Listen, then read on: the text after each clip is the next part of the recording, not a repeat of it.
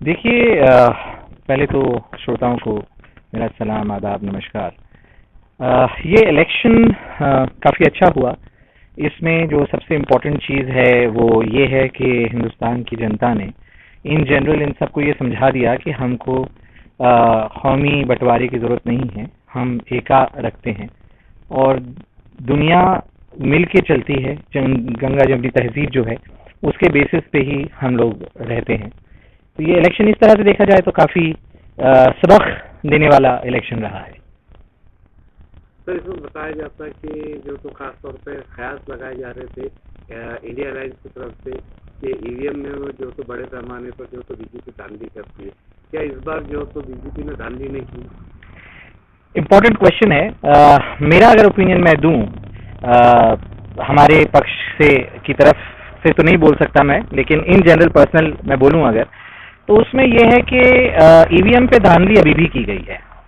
बस फर्क सिर्फ इतना है कि पहले जब ईवीएम पे धांधली की जाती थी तो उनको पूरे एरिया में एक साथ धांधली करनी पड़ती थी, लेकिन अब जब ईवीएम पे धांधली की है तो इन्होंने सिर्फ उन्हीं एरिया में धांधली की है जहां पे इनको यकीन था कि इनकी सीटें नहीं आने वाली हैं। जहां इनको यकीन था कि इनकी सीटें आने वाली हैं तो वहां पे बहुत कम या ना के बराबर धांधली की गई है। लेकिन जैसे मैं आपको एग्जांपल दूं दिल्ली का, अगर आप दिल्ली की बात करें तो आप इलेक्शन रिजल्ट्स देखें स्टेट इलेक्शंस के, तो सारे के सारे जो है आम आदमी पार्टी के आए थे।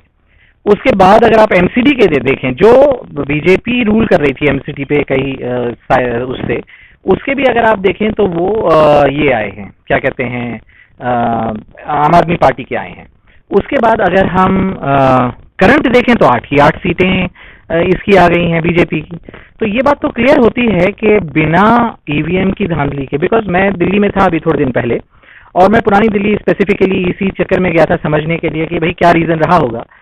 तो जब मैंने ग्राउंड पे बातचीत की थी पुरानी दिल्ली में, चांदनी चौक ये एरिया में, तो उन लोगों का कहना था ये पॉसिबल ही नहीं है, क्योंकि वोट्स जो लोगों ने डाले वो बीजेपी के लिए डाले ही नहीं थे। लेकिन 8-7 सीटें उनकी आ जाना कोई मामूली चीज़ नहीं है, बहुत बड़ी बात है।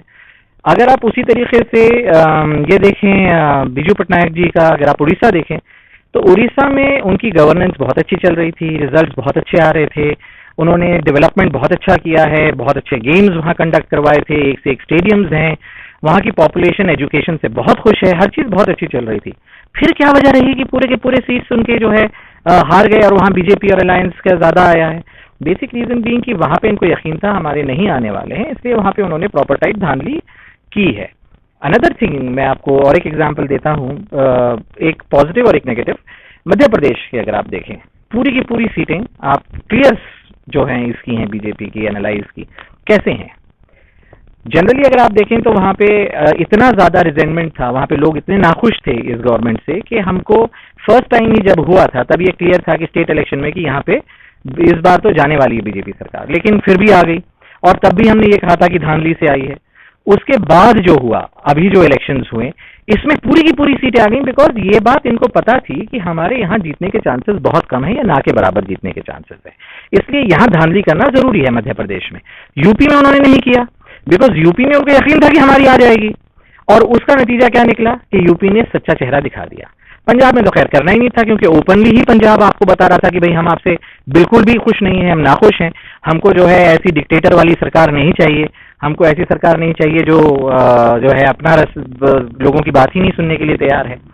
तो इस तरीके से अगर आप देखें तो ये कह देना कि ईवीएम के साथ कोई भी छिड़खानी नहीं की गई है, इससे पहले जो कहा जाता था ईवीएम का वो सब गलत था, तो ये सब ऐसा कुछ नहीं है। ईवीएम का इन्होंने इस्तेमाल इस बार लिमिटेड किया, और अगर आप देखें तो थोड़े दिन पहले अपने टेस्ला के ओनर जो हैं उन्होंने खुद ये बात कही कि वो छिड़खानी की जा सकती है। हम वो बात दूसरी है कि हम बोलते हैं कि भाई तुम हमारे बारे में ना बोलो, लेकिन at the end of the day electronic item है, कंप्यूटर आइटम है, छिड़खानी की जा सकती है, इसमें तो कोई शक नहीं है। ठीक है, ये होगी सर जो तो दिल्ली पंजाब की बात, यूपी की बात। अभी महाराष्ट्र में आपका क्या एनालाइज है? देखिए, महाराष्ट्र अगर हम देखें तो महाराष्ट्र की जनता ने, इनको यकीन था कि महाराष्ट्र इनके पास आएगा, काफ़ी मेजॉरिटी से आएगा। वो बात दूसरी है कि जैसी अटकलें लगाई गई थी वैसा नहीं हुआ, आरएसएस ने सपोर्ट नहीं किया। मैं जो है इलेक्शन के दौरान यहाँ अवेलेबल था, नागपुर में था, तो वहाँ पे बहुत कम पार्टिसिपेशन रहा लोगों का वोटिंग के लिए। लेकिन एक चीज़ मैं ये बताता हूँ कि महाराष्ट्र की जनता ने इनको ये बता दिया है कि तुम हमें बांटो मत, हम जुड़े हुए हैं और जुड़े हुए ही रहेंगे। अगर ईवीएम का यहाँ पे भी ये धांधली करते थे तो होता क्या था कि हमको फिर वही देखने को मिलता था कि बीजेपी और अलायंस की सरकार आती है। लेकिन चूंकि यहाँ पे इनको यकीन था कि हम लोग ग्रुप में निकल जाएंगे, लेकिन इंडिया अलायंस का जो लॉजिक रहा, जो मिल के उन्होंने लड़ा, उससे ये चीज प्रूव कर दी कि जो मेजोरिटी है वो उनके साथ नहीं है। ज्यादातर लोग जो हैं धर्मनिरपेक्ष हैं, वो धर्म के हिसाब से पॉलिटिक्स को पसंद नहीं करते हैं। जनरली जब भी रिजल्ट्स आते हैं, जब भी इलेक्शन होता है, तो बीजेपी क्यों जीतती थी? क्योंकि जो नॉन सेक्युलर वोट्स हैं, यानी जो धर्म की राजनीति करते हैं, वो लोगों से जो इम्प्रेस्ड हैं, वो लोग एक ही जगह वोट देते थे, इसलिए वो जीत जाते थे। लेकिन जो धर्मनिरपेक्ष हैं वो ज्यादा होने के बावजूद भी हार जाते थे। उसका रीजन क्या है? क्योंकि धर्मनिरपेक्ष एक नहीं 4 कैंडिडेट खड़े होते थे और धर्म से राजनीति करने वाला एक आदमी खड़ा होता था, तो हमारे वोट बढ़ जाते थे। ये जो इंडिया अलायंस बना के जो इन्होंने किया है, इसका बेनिफिट ये मिला है कि इलेक्शन में आप 1:1 तो नहीं बोल सकते, लेकिन 1:3, 1:, फिर भी जो रेशियो से इलेक्शन हुआ है, तो ये बात क्लियर कर दी गई है कि हम जो हैं धार्मिक राजनीति में नहीं है, हम ओपन राजनीति करना चाहते हैं जहां पे हर धर्म को सही बराबरी का हक दिया जाए। सर, एक सवाल ऐसा है कि अभी जो तो अपोजिशन जो तो मजबूत है, अब अपोजिशन का जो तो महत्वपूर्ण रोल, इम्पोर्टेंट रोल क्या रहेगा? देखिए, ऑपोजिशन का एक तो बहुत अच्छी बात है, स्ट्रांग होने से अब हमारे पास एक ऑपोजिशन लीडर भी हैं, राहुल गांधी जी जो हैं आइडेंटिफाई। तो पार्टियों के लोग जो तो राहुल गांधी को अपोजिशन लीडर मान रहे हैं सर? हाँ, बिल्कुल। जो ऑपोजिशन में है वो तो इंडिया अलायंस जो साथ मिलकर लड़ी है, उन्होंने तो मानना ही है, और वो चुन के भी आए हैं एज एन ऑपोजिशन लीडर, तो वो तो एक अच्छी चीज है। इंपॉर्टेंट चीज क्या है कि अब ऑपोजिशन अपना काम प्ले करेगी। अब तक क्या था कि ये तानाशाही सरकार जो है अपने हिसाब से दुनिया को वो दिखा रही थी जो उनको, उनकी गंदगी को छुपा के अच्छाइयां ही सामने दिखा रही थी। लेकिन ऑपोजिशन स्ट्रांग होने का बेनिफिट क्या है कि अब ये उस पे से पर्दा हटा सकते हैं। जब ये बोल सकते हैं कि भाई आपने ये स्कीम लाई, ये स्कीम के ये बेनिफिट्स हैं, तो ये लॉसेस हैं, इस लॉसेस के बारे में आपका क्या ख्याल है? जब वो लॉसेस के बारे में बात करेंगे तो इनको बात करनी पड़ेगी, इनकी पूरी गलतियां खुल के सामने आ जाएंगी। अभी अगर देखिए, अगर सपोज करिए कांग्रेस चाहती, और अगर सपोज करिए इंडिया अलायंस चाहते, तो वो नीतीश कुमार जी को और चंद्रबाबू नायडू जी को साथ में लेते और सपोज सरकार बना लेते। ये बात दूसरी है, जैसे थोड़ी देर पहले आप बता रहे थे कि भाई जो बिगेस्ट पार्टी है उसको ही ये बनाने के लिए बिल्कुल, तो बिल्कुल न्योता दिया जाता, मगर उनको फ्लोर पे प्रूव करनी पड़ती मेजोरिटी, सही है नहीं? और उसके बाद सेकंड जो है वो अपने आप को पेश करता। इंपॉर्टेंट चीज ये है कि अगर वो इस तरफ लेते तो क्या नुकसान होते? नुकसान ये होते कि जो अभी तक ग्रीन पिक्चर या हरी पिक्चर दिखा रखी है, वो सडनली इनके हाथ में सत्ता आती है और इनको पता चलता है कि भाई खजाने खाली हैं, इनको पता चलता है कि भैया इतनी गलतियां हो रखी हैं, इतनी प्रॉब्लम्स हैं, इसके अंदर सरकार चलाना ही डिफिकल्ट काम है। और फिर ऑपोजिशन में वो बैठ के क्या बोलते हैं कि देखो तुमको सरकार चलाना नहीं आता, तुम्हारे करप्शन की वजह से ये नुकसान हो रहा है। अब ऑपोजिशन स्ट्रांग होने का बेनिफिट ये है कि वो उनको क्लियरली बता सकते हैं कि आपने जो किया है, दुनिया को आपने, हमारे जो लोगों को अंधेरे में रखा हुआ है, उसकी सच्ची हकीकत ये है।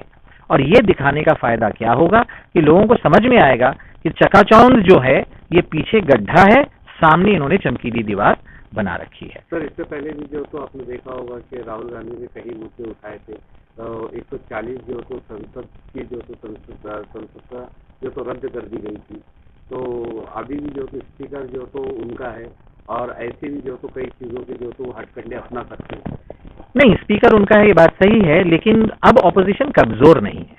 द बेस्ट पार्ट इज की ऑपोजिशन काफी स्ट्रांग है, ऑपोजिशन के पास मुद्दे उठाने की दलीलें भी हैं, और उसको रोक, जो रूल को पास करने से, एक्ट को पास करने से रोकने की ताकत भी है।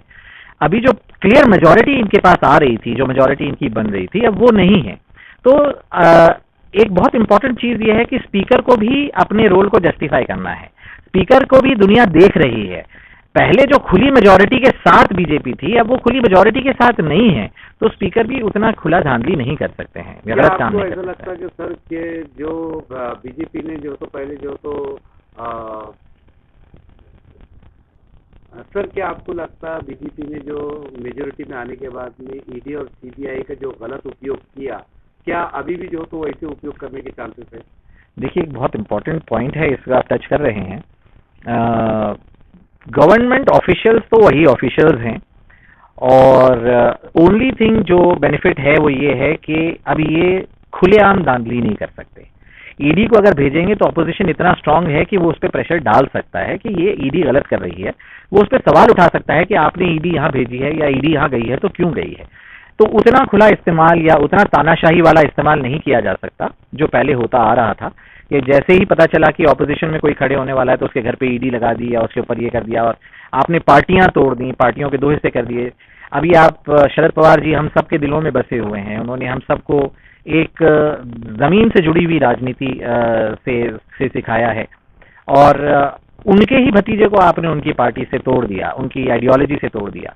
रीजन जो भी रहा हो, लेकिन जो कॉमन आदमी है उसकी सोच तो ये है कि भाई आपने ईडी लगा दी, उनको इतना उनके ऊपर दायरा तंग कर दिया कि उनके पास कोई ऑप्शन नहीं बचा।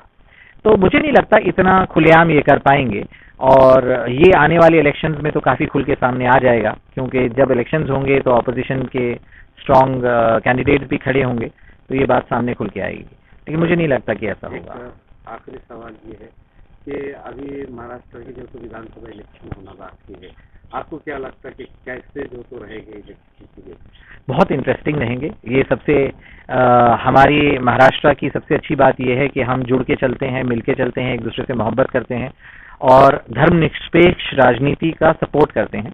और मैं तो गांव में रहता हूं, गांव के एकदम बाहर मेरा घर है, तो मैंने जो यहाँ पे नोटिस किया है और जो चीज़ मैंने लोगों से सुनी है वो, और जो मैं घूम घूम के देख रहा हूँ, वो ये है कि हम धर्म से राजनीति नहीं करेंगे, हम डेवलपमेंट से राजनीति करेंगे, हम जुड़ के चलने से राजनीति करेंगे, हम शेतकरी की कंफर्ट से, उसके फायदे से राजनीति करेंगे। हम ये देखेंगे किस तरीके से हमारा महाराष्ट्र, जो पहले सबसे आगे हुआ करता था, जो जिसके आगे आज आपने गुजरात को खड़ा कर दिया है, सारी इंडस्ट्री आप गुजरात लेके चले गए, फॉरेन से सारी फंडिंग आप गुजरात में ला रहे हैं, तो वो जो आपने किया है, तो महाराष्ट्र तो अंधा नहीं है, हम आंख बंद करके तो नहीं बैठे हैं, हमको दिख रहा है कि हमारे फायदे जो है कट रहे हैं।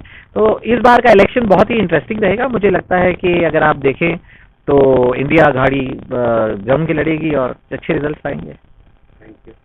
Thank you so much. Thank you.